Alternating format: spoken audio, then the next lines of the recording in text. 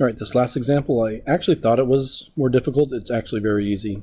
It says find the complete linear factorization of this polynomial, given that this is a 0 of multiplicity 2, and 1 is the other 0, and it's the only real 0. So my zeros are, I have a 3 minus 2i, and I have a second 3 minus 2i, and I have a 1. It's a 6-degree polynomial, so I'm looking for six zeros. I only have 3. But these have real coefficients, so these have to come in conjugate pairs. And not only do they have to come in conjugate pairs, but each one has to have a pair, so that when you expand it, they cancel out.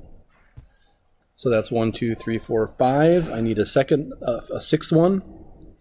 Can't be irrational because it's got rational coefficients. Can't be imaginary because it's got real coefficients. So, and it can't be another real number because there's only one real 0. So the last one's got to be just a second one. So p of x is equal to, don't forget that coefficient, x minus 3 plus 2i squared because there's 2, x minus 3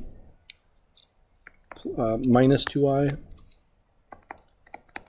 squared, and then 2 1s. Done and done. No work involved.